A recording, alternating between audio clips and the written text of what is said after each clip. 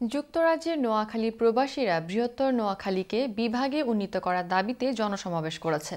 গত রবিবার লন্ডনের আলতাবালি পার্কের সমাবেশে থেকে বাংলাদেশ সরকারকে তাদের এই ন্যায্য দাবি মেনে নেওয়ার আহ্বান জানানো হয়। অবিলম্বে এই দাবি বাস্তবায়ন করা না হলে ভবিষ্যতে বাংলাদেশে রেমিটেন্স পাঠানো বন্ধ করে দেওয়ার কথা বলেছেন তারা। বৃহত্তর নোয়াখালী সমিতি আয়োজিত অনুষ্ঠানে বিভিন্ন শ্রেণী পেশার মানুষ অংশগ্রহণ করেন। বিস্তারিত দেখুন আমাদের বিশেষ প্রতিনিধি হাসান রহমানের রিপোর্টে।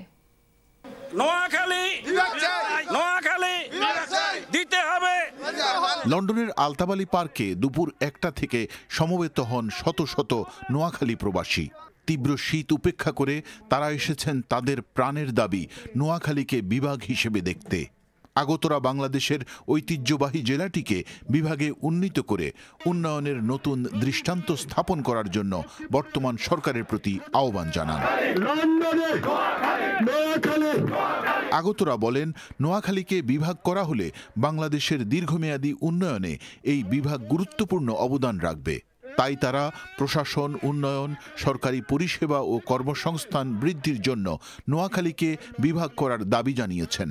তারা আরও বলেছেন, দেশের বর্তমান ভৌগোলিক বাস্তবতায় নোয়াখালী বিভাগ হলে সমগ্র বাংলাদেশের উন্নয়ন ও নিরাপত্তা বাড়বে। বৃহত্তর নোয়াখালীর লোকেরা হার্ড ওয়ার্কিং, ইন্টেলিজেন্ট, ক্রিয়েটিভ, যেখানে ভাষা সৈনিকদের জন্ম, হাফিজি হুজুরের জন্ম, তারপর আমাদের 4 জন খলিফার 2 জন, আসমা আব্দুর পতাকা উত্তোলনকারী, ওনার জন্ম, আপ টু বটম পর্যন্ত সবকিছু আমাদের এই নোয়াখালীতে আছে। আমরা কেন বিভাগ পাবো না? জিডিপি, আমরা এত জিডিপি দিই বাংলাদেশে, আমাদের সম্মানটা কোথায়? আজকে আন্তর্জাতিক অঙ্গনে নোয়াখালীর বিভাগের দাবিতে এই যে স্বতঃস্ফূর্ত উপস্থিতি প্রমাণ করে নোয়াখালী খুব সহসায় বিভাগ হিসাবে উত্তীর্ণ হবে।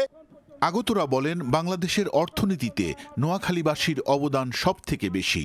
তারপরও এই গুরুত্বপূর্ণ এলাকাটিকে বিভাগে রূপান্তর করার বিষয়ে সরকারের কোনো উদ্যোগ নাই। বঙ্গোপসাগর এবং মেঘনা নদীর অববাহিকা ধরে ভাসানচর, স্বর্ণদ্বীপ, নিঝুম দ্বীপ সহ আরও 30টি নতুন চর জেগে উঠেছে। শুধু প্রশাসনিক অবহেলায় এই অঞ্চলের হাজারো সম্ভাবনার অকাল মৃত্যু হচ্ছে। নোয়াখালীর মানুষ ঐতিহ্যগতভাবে কঠোর পরিশ্রমী।